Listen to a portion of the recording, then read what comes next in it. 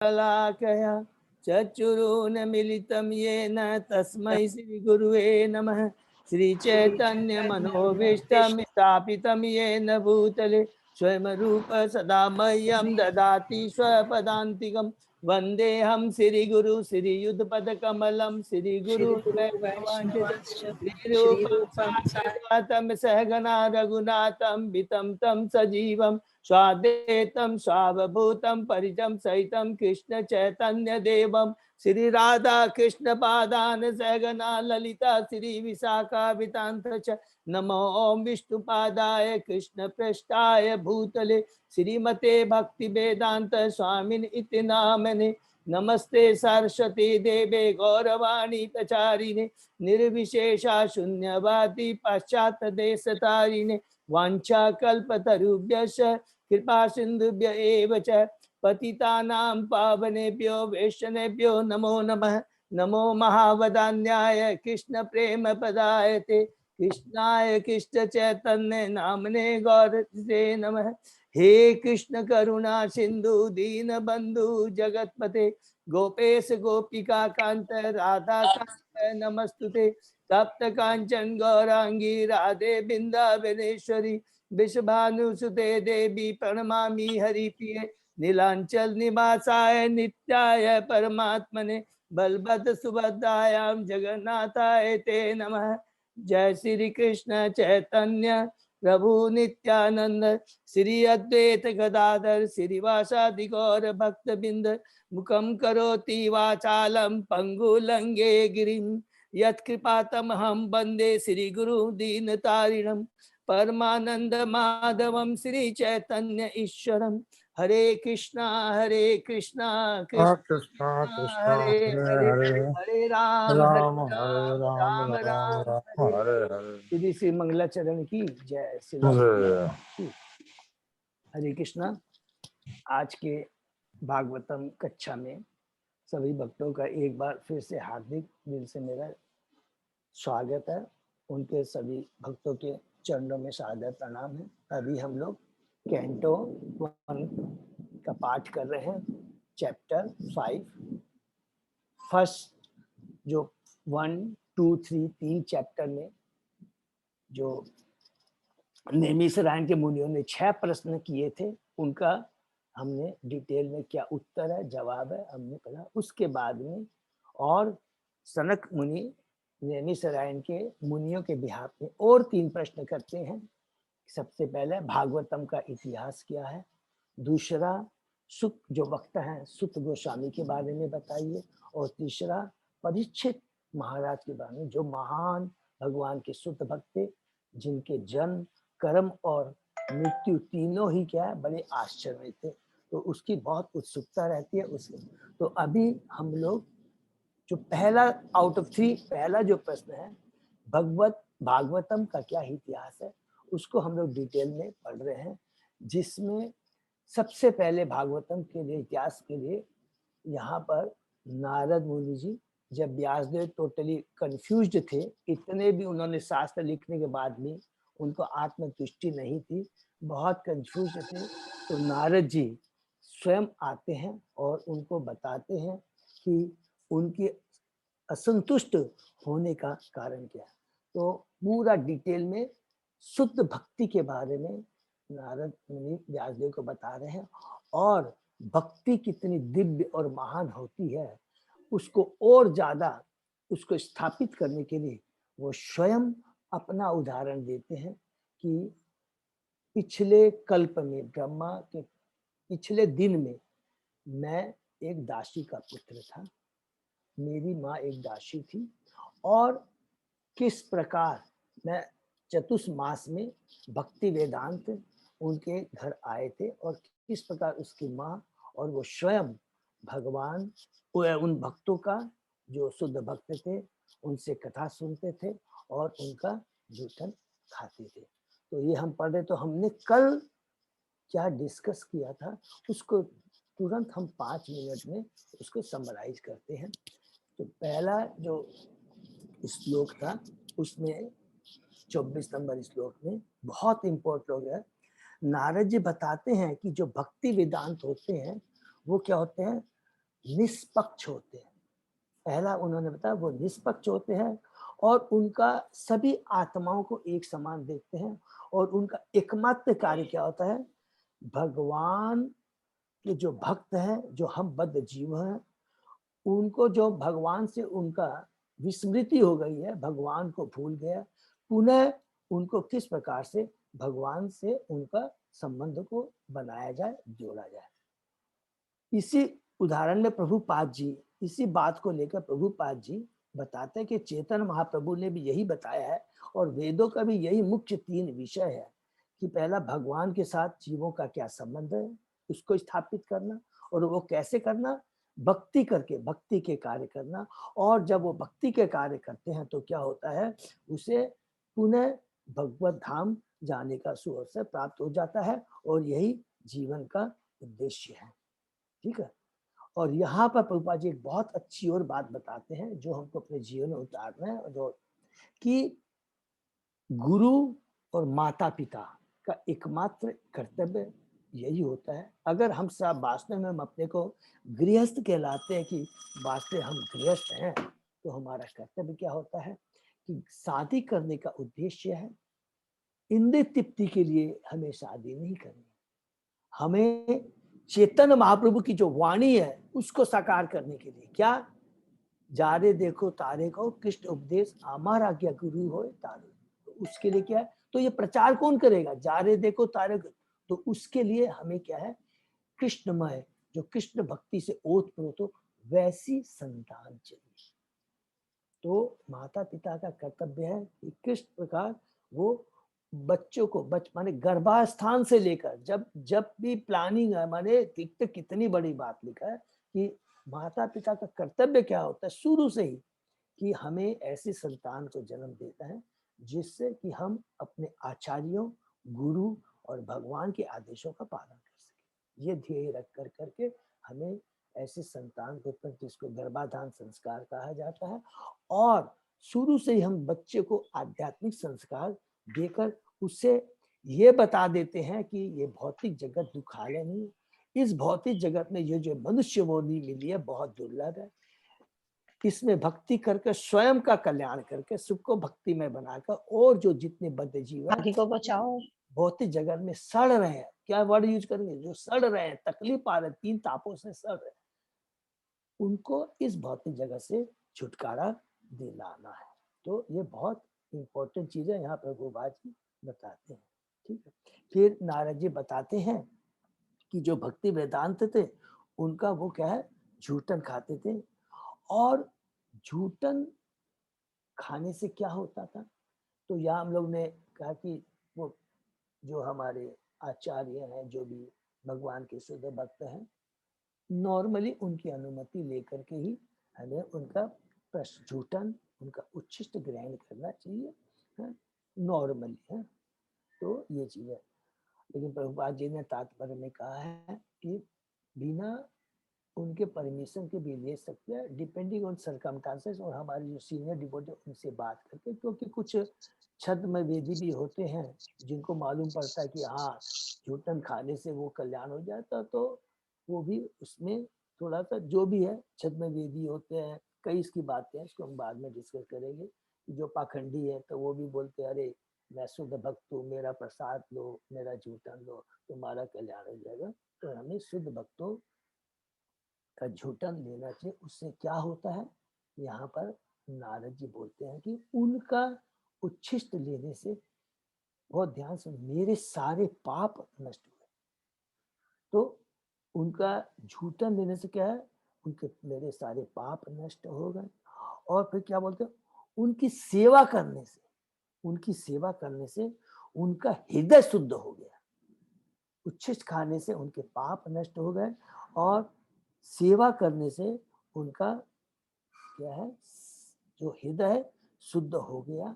और जब हृदय शुद्ध हो गया तो क्या है, भगवान की दिव्य भक्ति, निष्ठा, रुचि, आसक्ति, भाव प्रेम, तो ये भक्ति की जो सारी अवस्थाएं हैं ये स्वतः ही आ जाती है अगर हम शुद्ध भक्त के मुखार बिंद से सुनते हैं, उनकी सेवा करते हैं और उनका उच्छिष्ट ग्रहण करते हैं।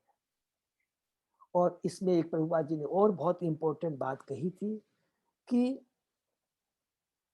हमको बड़े विनम्र होना चाहिए। ये बहुत इंपॉर्टेंट चीज है कि अगर हम किसी गुरु के पास में जाते, सीनियर डिवोटी के पास में जाते हैं, तो हमारी चेतना का लेवल क्या होना चाहिए कि हमें उनसे भगवान की भक्ति में बारे में सुनकर अपने हृदय में परिवर्तन लाना, न कि ये भावना होनी चाहिए कि मैं कितना उनसे नॉलेज ग्रहण। तदिति प्रणिपन परिप्रश्न सेवया उपदेशम ते ज्ञानम ज्ञानी तत्न। गीता में कहा भी गया है, चौथे अध्याय का शायद 34 श्लोक है कि गुरु के पास जाकर के बड़े विनम्र भाव से पूरे सरेंडर होकर कर करके के उनके पास जाना चाहिए, उनकी सेवा करनी चाहिए और उनकी कृपा प्राप्त करनी चाहिए। कृपा का मतलब वो फिर हमें दिव्य ज्ञान तभी प्रदान करेंगे जब तक गुरु का हृदय हम नहीं जीत लेंगे, क्योंकि ये जो भक्ति है ये आर्टिफिशियल नहीं है, ये नेचुरल है, ये स्वतः ही आती है। ये बहुत इंपॉर्टेंट चीज है कि कोई चीज है नेचुरल है जो कि स्वतः ही आता है, आप चाहेंगे ये भी तो नहीं होगा। गुरु को हम कितना प्रसन्न कर सकते हैं वो हमारी भक्ति पर, हमारा जो सरेंडर करने की भावना उसके ऊपर निर्भर करता है। ये बहुत इंपॉर्टेंट, क्योंकि गुरु क्या अंतर्यामी होता है, गुरु भगवान के समान होता है। अगर हम उसके पास जाते हैं तो हमारी हाव भाव से वो हमारे हृदय को पढ़ लेते हैं कि हमारी उनके प्रति कितना सरेंडर है, लेवल ऑफ हमारा सरेंडर कितना है। ये बहुत इंपॉर्टेंट है। यहाँ पर हमको, यहाँ पर प्रभुपाद जी ने तात्पर्य में बताया, ठीक है।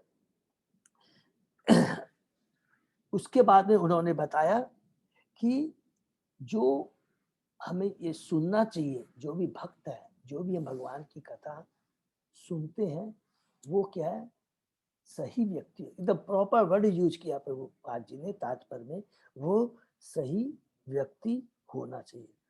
सही व्यक्ति से सुनने से ही हमारे हृदय में परिवर्तन हो सकता है। अगर वो सही व्यक्ति नहीं है, बोनाफाइड नहीं है, तो हमारे को क्या है, वो हमारे जीवन में कोई परिवर्तन नहीं आएगा, उल्टे की वो हमारी चेतना को कलुषित कर देगा। ये बहुत इंपॉर्टेंट चीज है। इसलिए ये बार बार देखिए, हम लोग जब भी पढ़े प्रभुपाद जी इसी बात पर बहुत जोर से बल देते हैं कि सुनना चाहिए बोनाफाइड स्पिरिचुअल मास्टर, बोनाफाइड भक्त, आचार्यों के मुखारबिंद से ही हमें सुनना चाहिए। उसके बाद में यहाँ पर प्रभुपाद जी बताते हैं, नारद मुनि ने अपना जो उनका स्थूल और सूक्ष्म जो शरीर था उसका कोई महत्व नहीं है, क्योंकि वास्तविक क्या आत्मा है। आत्मा के हमें कल्याण के लिए सोचना है। और ये जो हमारा सूक्ष्म शरीर है, स्थूल शरीर है, इसका काम क्या है, इसको हमको भगवान की सेवा में लगा देना चाहिए। अगर इस भौतिक जगत में जो कुछ भी है वो क्या है, भौतिक है, जड़ है, और उसका हम सभी, और वो है तीन चीजें। देखिए, पहली चीज तो क्या है कि जो कुछ भी है जो भौतिक जगत में है, जो भी जड़ भी है, तो भी वो किसकी संपत्ति है, भगवान की संपत्ति है। तो भगवान की संपत्ति को हमें खुद भोगने का अधिकार नहीं है। भुक्तारम यक्तपसाम सब लोक महेश्वर सुहृदम सर्वभूतानाम ज्ञातम हम शांति। तो उसके वास्तव भोक्ता क्यों है, भगवान श्री कृष्ण। इवन हमारा शरीर जो कुछ भी है वो भगवान का है, इसलिए हमें उसको भगवान की सेवा में लगाना चाहिए। और अगर उन भौतिक चीजों को अगर हम भगवान की सेवा में लगाते हैं, इस स्थूल शरीर और सूक्ष्म शरीर को, जो मन है, अर्थात पूरा मन को भगवान में लगाना है और सारे हमारी इंद्रियों को भगवान में अगर हम लगा देते हैं, तो हमारा ये जो भौतिक है ये भी दिव्य हो जाता है। ये दिव्य हो जाता है, हम दिव्य हो जाते, कितनी बड़ी बात है। तो नारद मुनि भगवान ने भगवान की सेवा करके, झूठा खा करके, उनसे श्रवण करके अपने को दिव्य बना दिया। ये बहुत इंपॉर्टेंट चीज है। इसका फिर आगे इतना बढ़िया बात बताते हैं नारद जी, सुत गोस्वामी जी बताते हैं कि जैसे जैसे जैसे जैसे उनके हृदय में, नारद जी में भक्ति का प्रभाव बढ़ता चला गया, बढ़ता चला गया, बढ़ा चला, तो रजोगुण और तमोगुण के सारे आवरण क्या है, नष्ट हो गए। कितना पावरफुल भागने जाते हैं, सारे रजोगुण और तमोगुण का जो प्रभाव है वो नष्ट हो जाता है। ये बहुत इंपॉर्टेंट चीज है, केवल भक्ति से हो सकता है। अगर हम सोचे कि हमको सतोगुणी लेवल में आना है, देखिए सतोगुण में भी दो चीज होता है। सत्वगुण एक मिश्रित होता है, अभी हम लोग कभी सत्वगुण में भी आते हैं ना, तो उसमें क्या है, थोड़ा सा रजोगुण का मिश्रण रहता है। लेकिन जब हम हरि नाम की भक्ति करेंगे, भगवान की भक्ति करेंगे, भक्तों का एसोसिएशन लेंगे, तो हमारा जो उसमें कोई मिलावट नहीं होती है, सतोगुण लेवल पहुंच जाते हैं। और उस समय हमारी चेतना बहुत निर्मल हो जाती है, और उस समय हमको सही ज्ञान प्राप्त करने की इच्छा होती है, और हमें ज्ञान प्राप्त होता है। उसमें कभी भी मन में विचलितपन नहीं रहता है। कोई कितना भी बोल दे, अरे तुमने ये नहीं किया, तुम ये कर सकते थे, कोई फर्क नहीं पड़ता है, कोई फर्क नहीं पड़ता। उसको समझ में आ जाता है जीवन का लक्ष्य क्या है, और ये कैसे होता है, केवल भक्ति के प्रभाव से। भक्ति में इतनी तीव्रता होती है। और यहाँ पर एक बहुत सुंदर एग्जाम्पल जिसको हम लोग याद करेंगे, हमेशा नोट करेंगे, क्या कि जब वो भक्ति में आता है तो वो हमारी उस नदी की तरह है कि जैसे नदियां एक बार डिसाइड, चाहे कुछ भी हो जाए, आंधी तूफान पत्थर रास्ते में कितने भी कंकड़ आ जाए, नदी अपना प्रभाव को नहीं छोड़ती है, वो बहती जाती है, बहती जाती है, और जा कर करके समुद्र में वो अपने को भगवान के चरणों में माने हम लोग समर्पित कर देते हैं वहां जाके। जैसे ब्रज की गोपियां थी, वो उस नदियों की तरह थी जिनका एकमात्र उद्देश्य था, वन पॉइंटेड, जिनका क्या था उद्देश्य था कि कृष्ण रूपी समुद्र के चरण में जाकर अपने को समर्पित कर देना। उनके जीवन में कितने प्रॉब्लम्स आई, हमने देखा है, हमने पढ़ा है।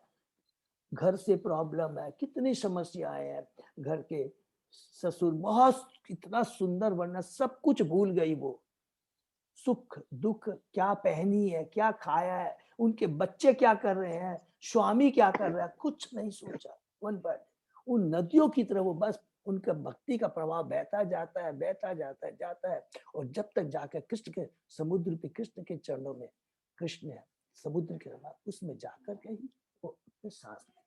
तो ये बहुत इंपॉर्टेंट चीज है। हमें अपने यहाँ पर लास्ट में जो हमने श्लोक पढ़ा, यहाँ पर कहते हैं, नारद जी कहते हैं कि उन भक्ति वेदांतों ने जाते समय हमें एक गुह्यतम विषय का उपदेश दिया। तो वो गुह्यतम विषय क्या है, शुद्ध भक्ति का ज्ञान। शुद्ध भक्ति ही ये गुह्यतम ज्ञान है, और यही भक्ति के द्वारा हम अपने जीवन की पूर्णता प्राप्त कर सकते हैं, इसके अलावा कोई।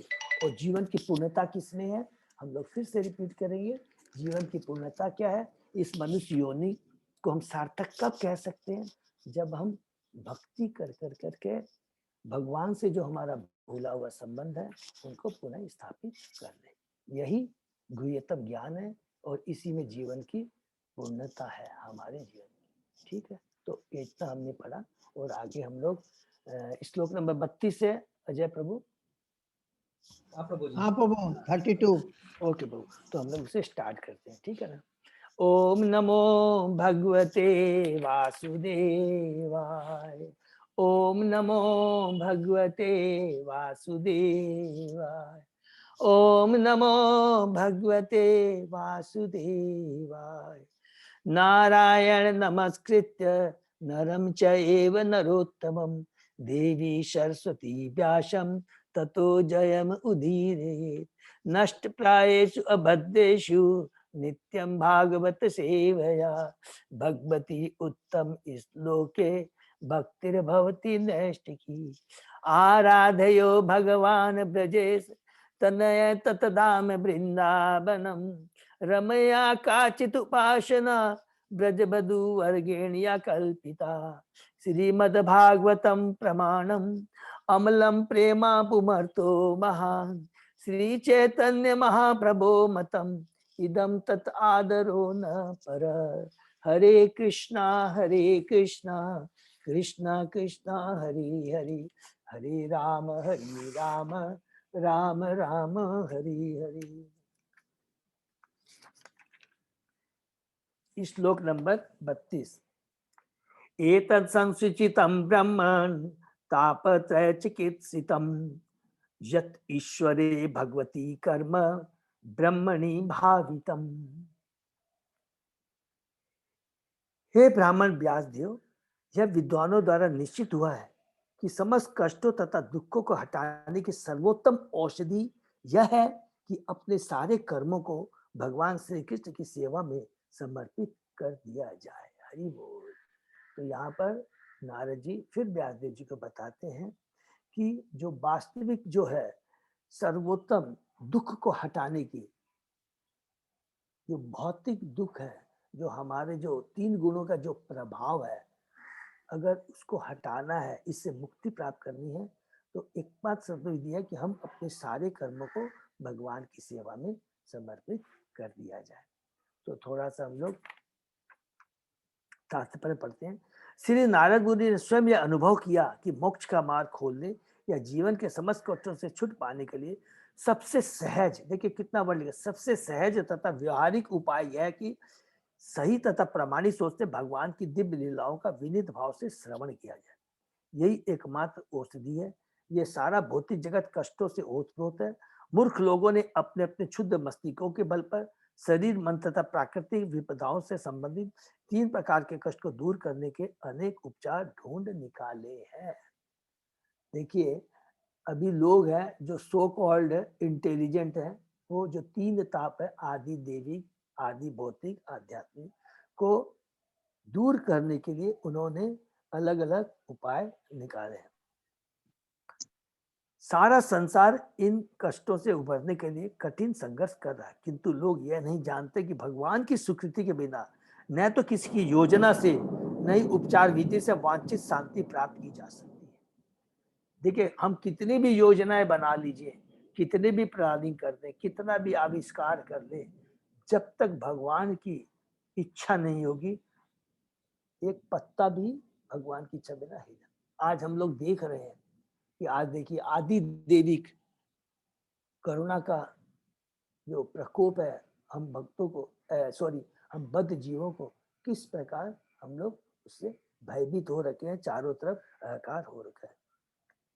यदि भगवान की स्वीकृति न हो तो औषधि उपचार द्वारा रोगी को स्वस्थ करने का प्रयास व्यर्थ होगा। यदि भगवान की स्वीकृति न हो तो नदी या समुद्र को नाव द्वारा पार करना कोई उपचार नहीं है।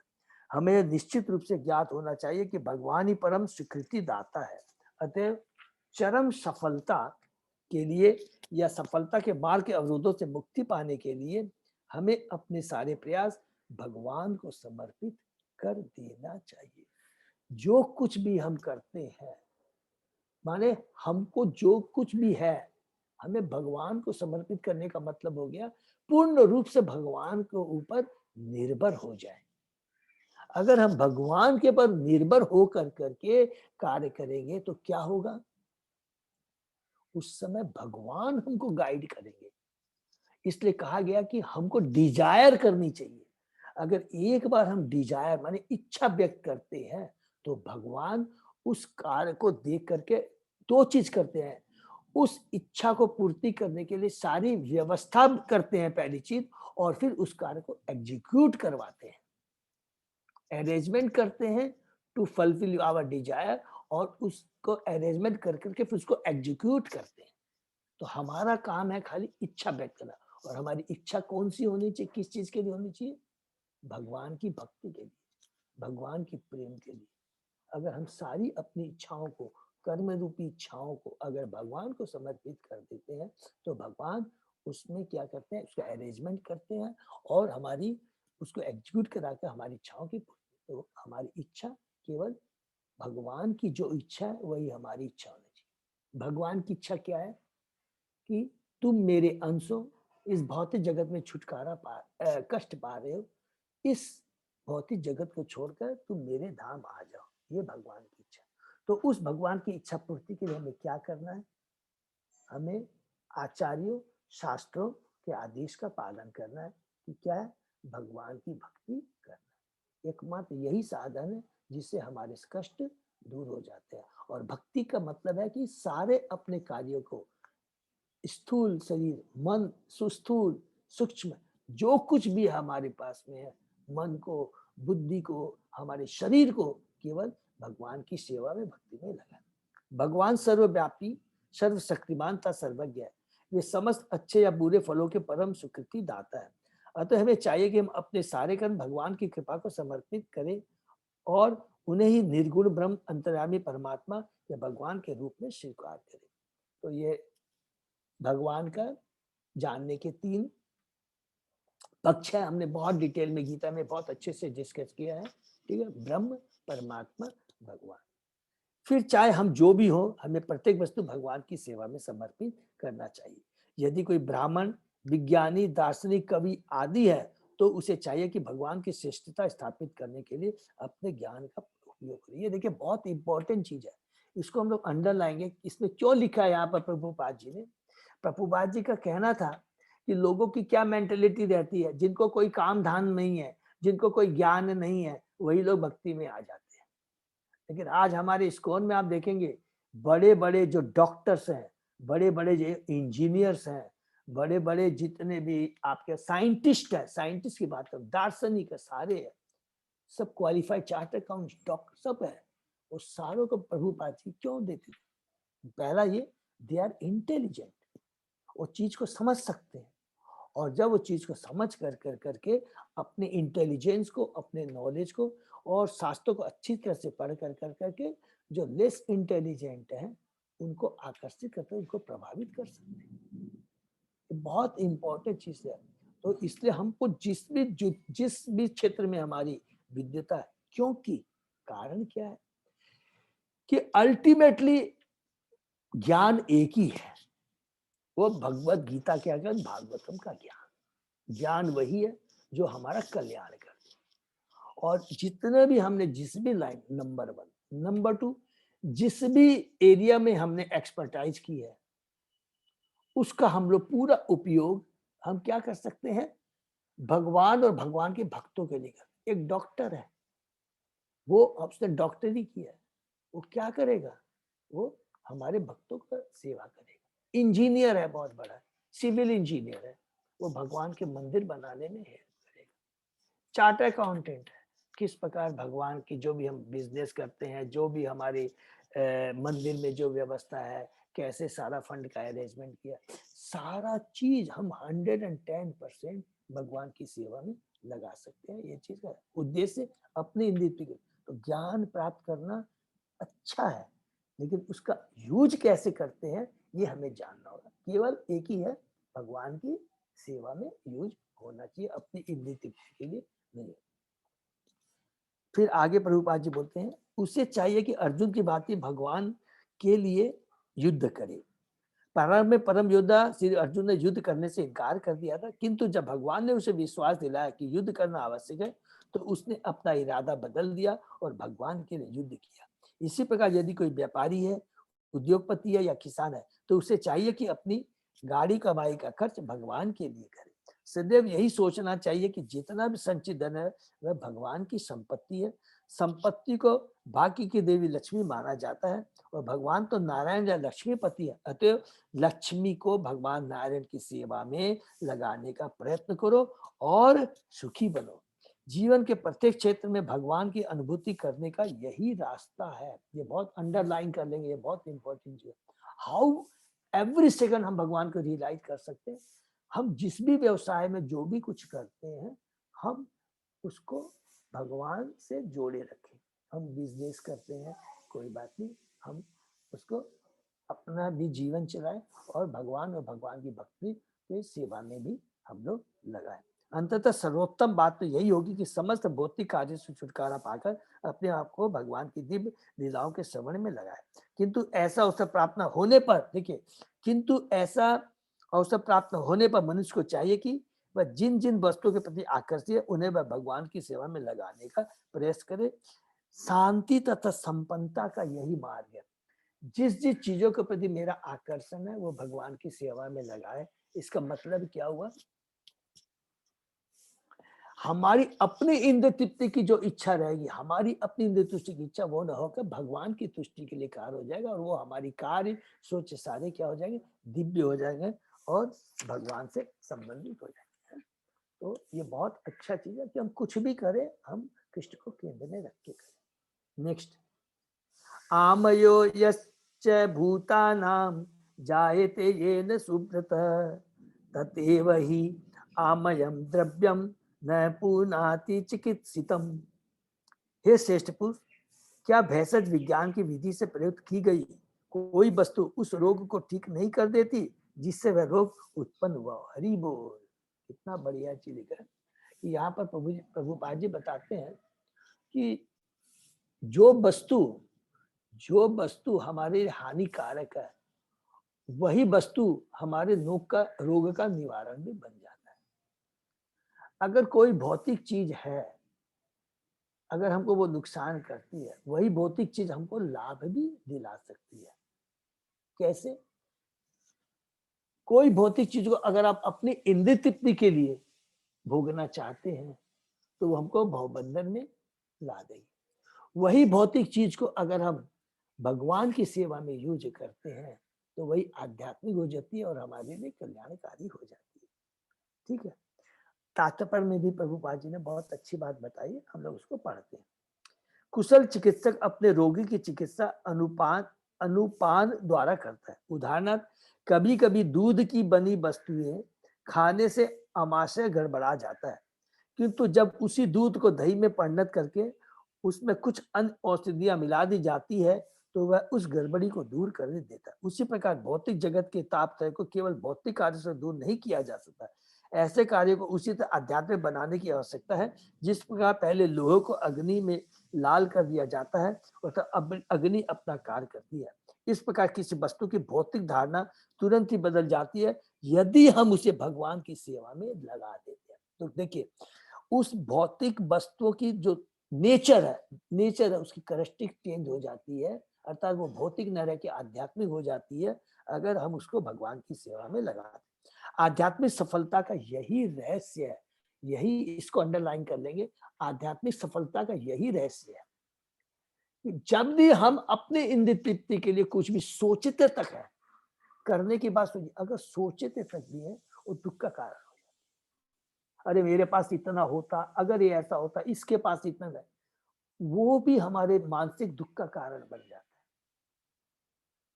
समझे ना? तो हमको कहना क्या है, हमारी सारी सोच, हमारी सारी कार्य और जो भी चीजें सराउंडिंग में हमारे पास में जो कुछ है, जो होती है, अगर उसको हम भगवान को केंद्र में रख करके उसका भगवान के लिए यूज करते हैं तो क्या है, हमारे क्या है, आध्यात्मिक शक्ति, आध्यात्मिक ज्ञान प्रदान होता है और उस आध्यात्मिक ज्ञान और शक्ति से दिव्य आनंद मिलता है और जो भी आलतू फालतू जो हमारी सोच है, जो भौतिक इच्छा है, उसको दबा देता है, उसको खत्म कर देता है। ठीक है, हमें न तो प्रकृति पर प्रभाव जताने का प्रयास करना चाहिए और न ही भौतिक वस्तुओं का परित्याग करना चाहिए। पूरे सौदे के सदुपयोग की सर्वश्रेष्ठ विधि है कि सारी की सारी वस्तुओं का उपयोग भगवान के लिए किया जाए। बुरे से बुरे सौदों का की सबसे विधि क्या है? बुरा सौदा क्या है कि हम भगवान के अंश हैं, हम आध्यात्मिक जगत के हैं, हमारा वास्तव में हम आध्यात्मिक है, लेकिन अपनी इंद्रिय तृप्ति को पूरा करने के लिए अपने भगवान जो षड ऐश्वर्य से युक्त है उसके घर को छोड़ के आज हम इस भौतिक जगत में कष्ट पा रहे हैं।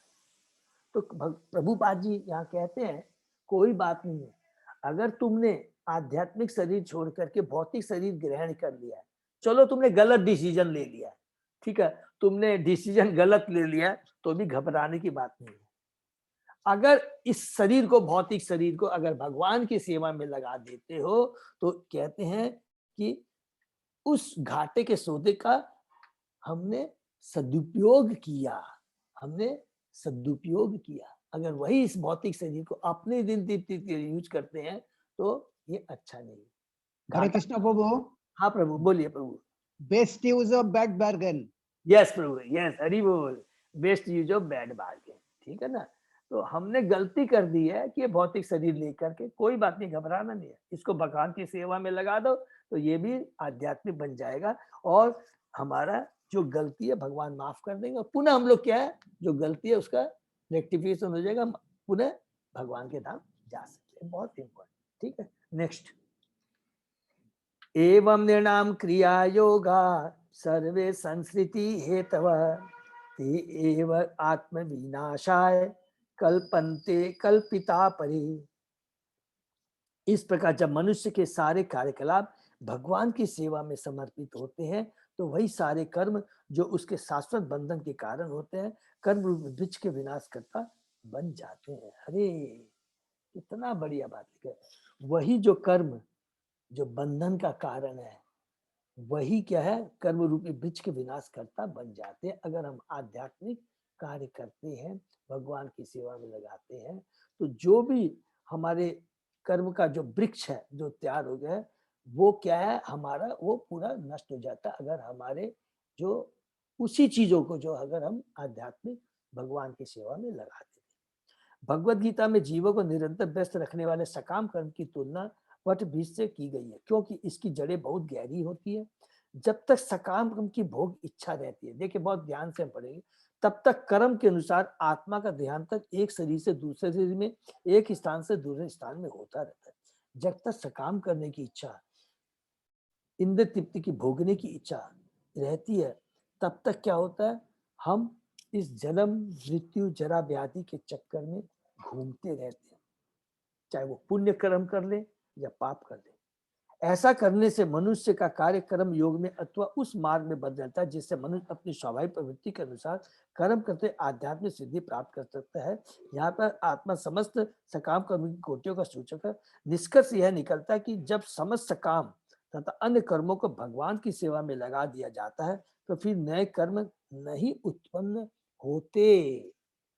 जब हम सारी चीजों को भगवान की सेवा में लगाते हैं तो दूसरे फिर दोबारा नए कर्म फल का उत्पन्न होने का कोई चांस नहीं रहता और धीरे धीरे दिव्य भक्ति का विकास होता है जिससे न केवल कर्म रूपी बट वृक्ष का पूर्णता मोक्ष होगा अपितु वह कर्ता को भगवान के चरणों कमल तक ले जाएगी।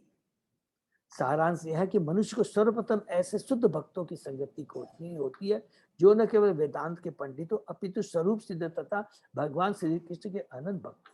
इस संगति में नवचित भक्तों को चाहिए कि बिना भेदभाव के तन तथा मन से प्रेम पूर्वक सेवा करें। इस सेवा रीति से प्रेरित होकर महापुरुष अपनी कृपा प्रदान कर सकेंगे जिससे नवजित भक्त में शुद्ध भक्तों के दिव्य गुणों का समावेश हो जाएगा। धीरे धीरे इसमें भगवान की दिव्य लीलाओं के श्रवण के प्रति प्रगाढ़ रुचि उत्पन्न हो सकेगी जिससे वह स्थूल तथा सूक्ष्म शरीर को स्वाभाविक स्थिति तथा उससे से भी परे शुद्ध आत्मा तथा परमात्मा के साथ अपने संबंध का ज्ञान प्राप्त कर सकेगा। अर्थात यहाँ पर फिर यही चीज दोहरा रहे हैं प्रभुपाद जी कि सबसे पहले हमको क्या क्या भक्ति के लिए हमें भक्तों का संग करना है, जैसे श्रद्धा साधु संग, तो निश्चय बिना श्रद्धा के हमको साधु संग नहीं मिलेगा। और धीरे धीरे धीरे जो भक्ति के जो 9 अंग या जो हमने विश्वनाथ चक्रवर्ती ने 14 अंगों के बारे में बताया है उसको धीरे धीरे धीरे हम लोग उसको प्राप्त कर सकते हैं। ठीक है, भगवान विकसित इस दिव्य संबंध की स्थापना हो जाने पर धीरे धीरे भगवान की शुद्ध भक्ति विकसित होकर भगवान के पूर्ण ज्ञान का रूप धारण कर लेती है जो निर्गुण ब्रह्म तथा अंतर्यामी परमात्मा की परिधि के बाहर है। ऐसे पुरुषोत्तम योग से जिसका भगवत गीता में उल्लेख है मनुष्य इसी शरीर में परिपूर्ण बन जाता है और उसमें सर्वोच्च मात्रा में भगवान के उत्तम गुण दिखने लगते हैं। शुद्ध भक्तों की संगति से ऐसा ही क्रमिक विकास होता है भक्ति में। वो कैसे होता है, भगवान के शुद्ध भक्तों की संगति करने से। तो हर जगह प्रभुपाद जी यहाँ पर नारद मुनि का उदाहरण दे करके बार बार इसी चीज पर जोर देते हैं कि किस प्रकार नारद मुनि जो एक दासी के पुत्र थे पिछले कल्प में ब्रह्मा में, वही एक कितने भगवान के महान भक्त बन गए। किसके द्वारा, केवल शुद्ध भक्तों का संग करने से, उनका उच्छिष्ट खाने से, उनकी सेवा करने से और उनके मुखारबिंद से भगवान के बारे में सुनने से। ठीक है, यतत् क्रियते कर्म भगवत परितोषणम ज्ञानम यत तत अधीनम ही भक्ति योग समन्वितम। इस जीवन में भगवान की तुष्टि के लिए जो भी कार्य किया जाता है उसे भक्ति योग अथवा भगवान के प्रति दिव्य प्रेमा भक्ति कहते हैं, और जिसे ज्ञान कहते हैं वह तो सहगामी कारक बन जाता है। तात्पर्य में प्रभुपाद जी यहाँ पर कहते हैं, 20 से मैं पढ़ रहा हूं, भक्ति योग ज्ञान या कर्म से स्वतंत्र है। भक्ति योग ज्ञान या कर्म से स्वतंत्र है, बहुत ध्यान से सुनिए, जबकि ज्ञान तथा कर्म भक्ति योग के अधीन है। तो ये जो ज्ञान की बात करते हैं, कर्म की बात करते हैं, ये भक्ति के अंदर जुड़ा हुआ है। अलग से हमको कोई दूसरे कार्य करने की दरकार नहीं है, ज्ञान प्राप्त करने की दरकार नहीं है। भक्ति योग ज्ञान या कर्म से स्वतंत्र है, जबकि ज्ञान तथा कर्म भक्ति योग के अधीन। यह क्रिया योग या कर्म योग जिसकी संतुति नारद ने व्यास देव की की है, विशेष रूप से संतुष्ट, क्योंकि मूल सिद्धांत तो भगवान को प्रसन्न करना है। भगवान नहीं चाहते कि उनके पुत्र रूप सारे जीव जीवन के त्रिविध तापों से पीड़ित रहे। वे चाहते रहते हैं कि वे सब उनके पास आकर साथ साथ रहे, लेकिन भगवान के धाम जाने का अर्थ है कि मनुष्य अपने को सांसारिक कर्मों से शुद्ध कर ले। अतः जब भगवान को तुच्छ करने के लिए कर्म किया जाता है तो कर्ता धीरे धीरे भौतिक कर्म से शुद्ध होता रहता है। इस शुद्धिकरण का अर्थ है आध्यात्मिक ज्ञान की प्राप्ति, माने भक्ति का ज्ञान। अतः ज्ञान भगवान के लिए किए गए कर्म पर आश्रित है। भक्ति योग या भगवान की तुष्टि से भिन्न कोई ज्ञान किसी को भगवत धाम नहीं पहुंचा सकता, जिसका अर्थ यह हुआ कि वह मोक्ष नहीं दिला सकता। ठीक है कि जैसा कि निष्कर्म अपि अच्युत भाव वर्जितम, जो कि अभी हमने पढ़ा था, 12वें शायद श्लोक में है जो हमने पढ़ा था। ठीक, इससे यह निष्कर्ष निकला कि जो भक्त भगवान की अन्य सेवा में विशेष रूप से भगवान की दिव्य महिमा के श्रवण कीर्तन में लगा रहता है, वह देवी के पास से साथ ही साथ आध्यात्मिक प्रकाश प्राप्त करता रहता है, जिसकी पुष्टि भगवत गीता ने की। तो हर जगह प्रभुपाद जी बताते हैं, अलग से ज्ञान तो उसका सहचरी है, ज्ञान तो सहचरी है, भक्ति है तो ज्ञान को रहना ही पड़ेगा, आना ही पड़ेगा। सहचरी है मीन्स क्या, इनमेट ना, हाँ, उसकी सहचरी है, तो उसके लिए हमको अलग से ज्ञान प्राप्त करने की आवश्यकता नहीं है, अगर हम शुद्ध मन से भक्ति करते हैं शुद्ध भक्तों के संग में। ठीक है, नेक्स्ट, कुर्वाणा यत् कर्माणि भगवत शिक्षया असत्कृत गृह्णन्ति गुणनामानि कृष्ण से अनुस्मरन्ति च। भगवान श्री कृष्ण के आदेशानुसार कर्म करते हुए मनुष्य निरंतर उनके नामों तथा उनके गुणों को स्मरण करता है। ठीक है, यहाँ पर हम लोग प्रभुपाद जी के 20 तात्पर्य से पढ़ते हैं। भगवान का आदेश भगवत गीता में सुस्पष्ट है, मनुष्य को जीवन के समस्त क्षेत्रों में भगवान के लिए ही कर्म करना चाहिए। भगवान को जीवन के प्रत्येक क्षेत्र में स्वामी के रूप में स्थित होना चाहिए। वैदिक अनुष्ठानों के इंद्र ब्रह्मा सरस्वती गणेश जैसे कतिपय देवताओं की पूजा तक में प्रत्येक दशा में विष्णु का प्रतिनिधित्व यज्ञेश्वर के रूप में होना चाहिए।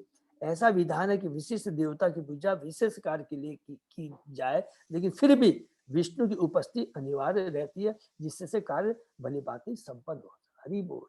अगर हम लोग जैसे, ये तो सकाम कर्म की, जैसे वो जो हम कोई देवताओं की पूजा करते हैं उसमें भी कहते हैं कि भगवान की विष्णु की उपस्थिति अनिवार्य है। अर्थात इसका मतलब क्या हुआ, बिना विष्णु की कृपा के भी देवता हमें हमारे भौतिक इच्छित फल प्रदान नहीं कर सकते। ये बहुत इम्पोर्टेंट है। भगवत गीता में स्वयं भगवान ने यह घोषित किया है कि वे ही सभी वस्तुओं के परम भोक्ता है, वे ही प्रत्येक लोक के परम स्वामी है, और वे ही समस्त जीवों के परम मित्र है। अपनी सृष्टि में केवल कृष्ण ही अपने को सब पर स्वामी कह सकते हैं, अन्य कोई नहीं। भुक्तारम यक्तपसाम सर्वलोक महेश्वरम। ठीक है ना, हम लोग ने पढ़ा ना गीता का 5वां अध्याय का 29वां श्लोक है। यस, शुद्ध भक्त इसे सदैव स्मरण रखता है, और ऐसा करते हैं तो भगवान के दिव्य नाम यश तथा गुणों को दोहराता जाता है, जिसका अर्थ होता है कि वह निरंतर भगवान के संपर्क में। चूंकि भगवान अपने नाम यश आदि से अभिन्न है, अतः उनके नाम यश आदि से संबंध होने का अर्थ उनकी वास्तविक संगति करना है। हरि बोल।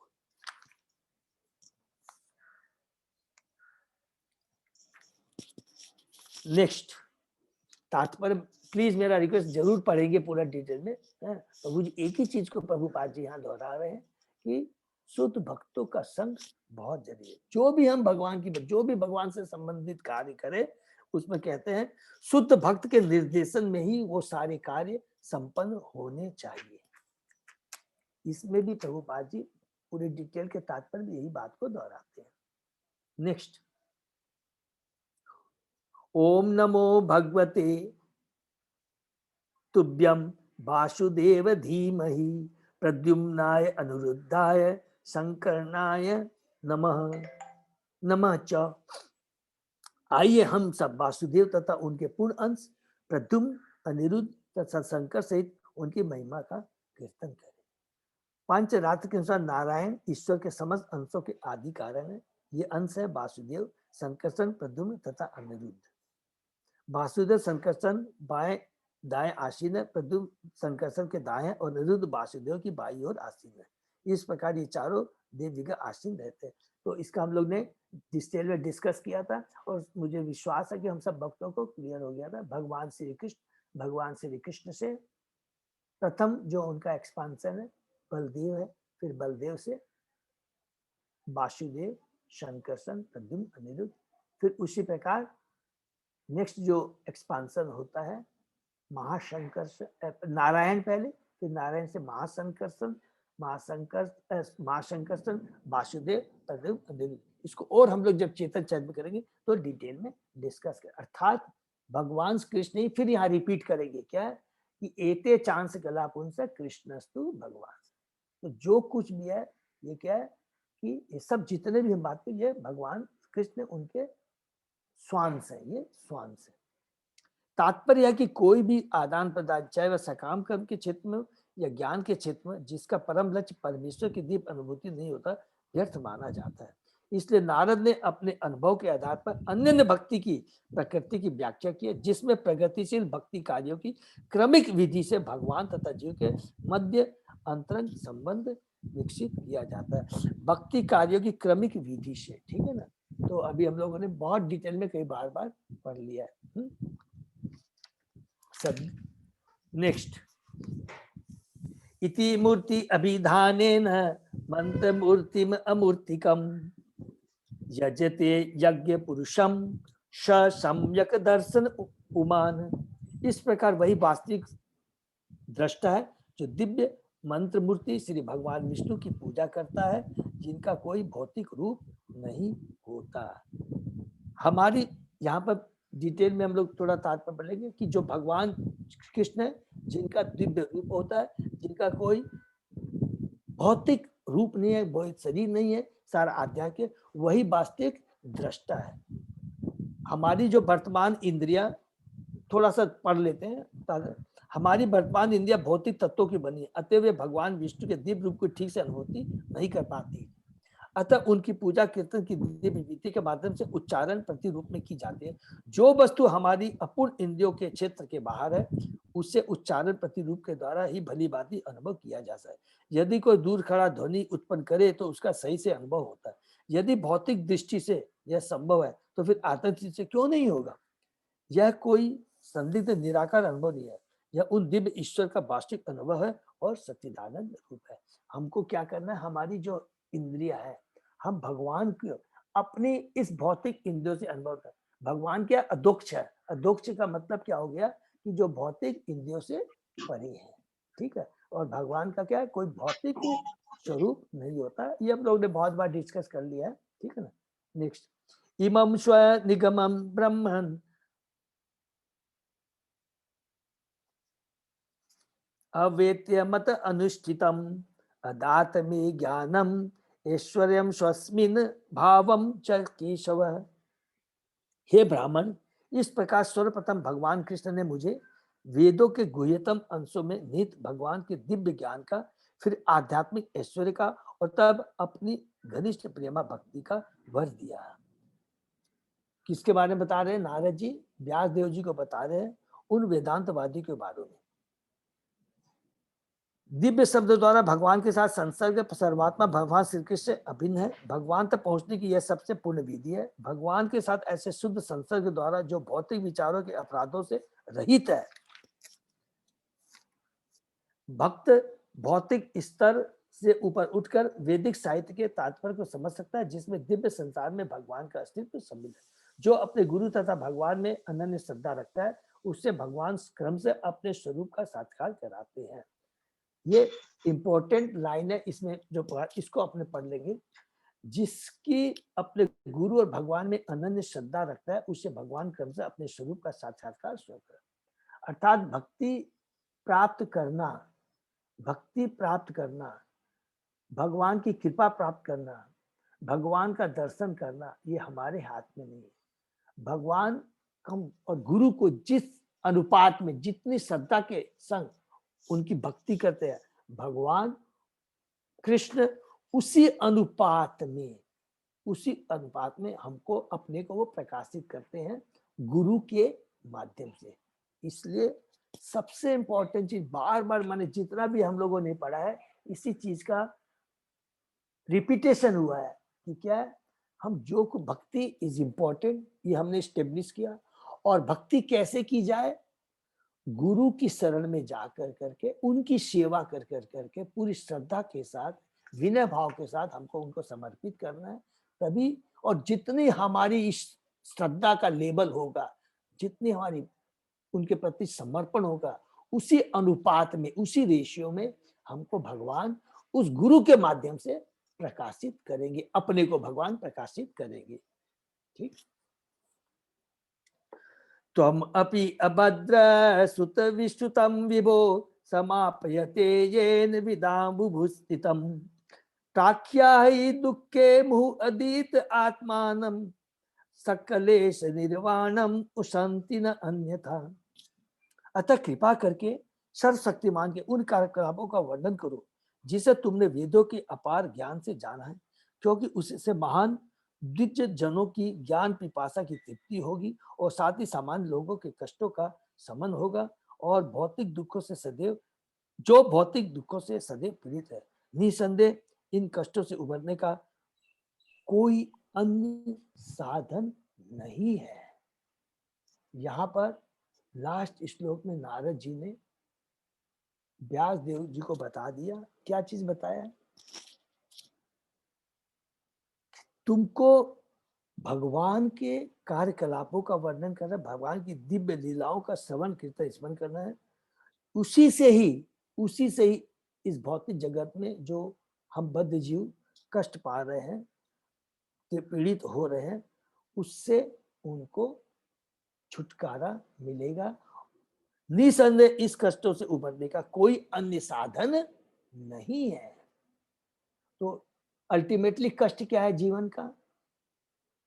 जो हम लोग को टेम्पररी धन, कभी धन आ गया, कभी नहीं आया, कभी एग्जाम में पास हो गए, सक्सेस हो गए, ये सब कुछ भी नहीं। These are not the real भौतिक कष्ट। नहीं है भौतिक, वास्तविक कष्ट क्या है? जन्म, मृत्यु, जरा, व्याधा से किस प्रकार हम मुक्ति पाए, यही वास्तविक कष्ट है। और इससे उभरने का एकमात्र उपाय क्या है? भगवान की भक्ति है। और भक्ति कैसे की जाए? शुद्ध भक्तों के संरक्षण में रह करके हम भक्ति कर सकते हैं। ये स्पेशली प्रभुपाद ने इसलिए जोर दिया है क्योंकि ये कलयुग है। तो थोड़ा सा तात्पर्य में हम पढ़ सकते हैं, जैसे सबको मालूम है। श्री नारद मुनि अपने व्यवहारिक ज्ञान से निश्चित रूप से प्रमाणित करते हैं कि भौतिक कर्म की सारी समस्याओं का मूल समाधान परमेश्वर की दिव्य महिमा को दूर दूर तक प्रकाशित करने में है। सज्जनों की, फिर ये वाला जस्ट मैं ब्रीफ कर दूं, यहाँ पर प्रभुपाद जी कहते हैं कि हमारे जितने भी भौतिक कष्ट है, इनकी समस्याओं का एकमात्र इसका सॉल्यूशन, समाधान है परमेश्वर की महिमा को दूर दूर तक प्रसारित, खुद को पहले भक्ति में लाना और फिर दूसरों को भक्ति के बारे में बताना, भक्ति का प्रसारण करना। फिर यहाँ पर प्रभुपाद जी लास्ट में तात्पर्य में बताते हैं कि 4 तरह के, जो गीता के 7वें अध्याय के 15वें 16वें श्लोक में हमने पढ़ा था कि जो 7 तरह के लोग, 4 तरह के जो लोग हैं, जो भक्ति में आते हैं और 4 तरह के लोग हैं जो भक्ति में नहीं आते हैं। सबको डिटेल में मालूम है ना, ठीक है। तो लास्ट में हम लोग पढ़ते हैं, श्री नारद जी ने व्यासदेव को समझाया कि वे 8 प्रकार के सज्जन तथा दुर्जन लोगों का कल्याण करने के लिए भगवान की महिमा का वर्णन करें। देखिए कितनी बड़ी, ये इसलिए मैंने दोबारा जोर से पढ़ा, यहाँ पर लिखा 8 प्रकार के लोगों का, 8 प्रकार के सज्जन तथा दुर्जन लोगों का कल्याण करने के भगवान की महिमा का वर्णन। अतः श्रीमद् भागवत की विशेष श्रेणी या संप्रदाय के लोगों के निमित्त नहीं है, यह तो उस सत्यनिष्ठ व्यक्ति के लिए जो सचमुच अपने कल्याण तथा मन शांति का इच्छुक है। हरे कृष्णा। तो 8 तरह के लोग हैं। पहले भी जो 4 तरह के लोग हैं जो भगवान के पास जाते हैं, उनका भी कल्याण कैसे के बारे में क्यों कहा गया है? इसलिए कहा गया है क्यों वो भौतिक इच्छा से भगवान के पास में आते हैं। 4 तरह के जो अर्थी, आर्त, अर्थी, ज्ञानी और जिज्ञासु, ये लोग भी आते हैं भगवान के पास में भौतिक इच्छा के लिए। लेकिन भौतिक इच्छाएं क्या है? वो हमारे इस भौतिक जगत में बंधन का ही कारण है, और भगवान की भक्ति क्या करती है? इस बंधन से मुक्ति दिलाती है। इसीलिए यहाँ पर कंक्लूजन में प्रभुपाद जी कहते हैं कि 8 तरह के लोग जो भगवान की कृपा की उनको दरकार है। चारों, चाहे जो भगवान के प्रति पॉजिटिव है और चाहे जो भगवान के प्रति नहीं, 8 को भगवान की कृपा की दरकार है, और बिना, और तभी वो इस भौतिक जगत से छुटकारा पा सकते। हरे कृष्णा। तो यहाँ पर आज हम लोग चैप्टर 6 उसके आगे पढ़ेंगे, ठीक है ना। हरे कृष्णा प्रभु, हरे कृष्णा दंडवत प्रणाम। बहुत ही पावरफुल है। और हरे कृष्णा प्रभु हम लोग, हरे कृष्णा माता जी, धीरे हरे कृष्णा प्रभु जी, दंडवत प्रणाम। हरे कृष्ण प्रभु दंडवत प्रणाम। हरे कृष्णा प्रभु जी, दंडवत प्रणाम। दंडवत प्रणाम प्रभु जी। हरे कृष्णा प्रभु जी, दंडवत प्रणाम। दंडवत प्रणाम। हरे कृष्णा प्रभु जी। सभी भक्तों को मैं प्रणाम। और एक मेरी से भक्तों से प्रार्थना है, हरे कृष्णा प्रभु जी। लोग सुरेश पंकज आंगरी प्रभु के लिए हरे कृष्णा मंत्र का जप करेंगे, ठीक है। सब लोग हाथ उठा के मंत्र, हरे कृष्णा हरे कृष्णा हरे कृष्णा कृष्णा कृष्णा हरे राम हरे राम राम हरे हरे हरे हरे कृष्णा। अरुण प्रभु, थोड़ा मैं आपसे थोड़ा मतलब अभी नीतू माता जी कैसी है प्रभु? प्रभु जी सब भक्तों का प्रेयर से बेटर है। अभी हम लोग जो सुबह चैंटिंग करते हैं उसमें भी आज वो ज्वाइन की थी। हरी बोल हरी बोल हरी बोल। और वो उठ के मैंने अपना बेड पे बैठ के ज्वाइन की थी। हालांकि उसके मुंह में मास्क लगा हुआ तो बोल नहीं पा रही थी, लेकिन कोई बात नहीं, लेकिन पूरा चैंटिंग में ज्वाइन की। हरी बोल हरी बोल। ये हम लोग नीतू माता जी के लिए भी बार बार प्रार्थना करते हैं कि भगवान से वो जल्दी से तो पूर्ण रूप से शारीरिक रूप से स्वस्थ होकर आकर के सेम एनर्जी वो भगवान की भक्ति कंटिन्यू कर सके। हरे कृष्ण। हरे कृष्ण। हरे कृष्ण। हरे कृष्णा कृष्ण प्रभु जी, हरे कृष्ण। प्रणाम। हरे कृष्ण।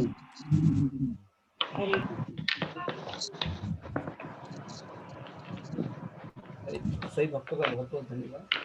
प्रोग्राम को ये विराम दो। जय श्री राम।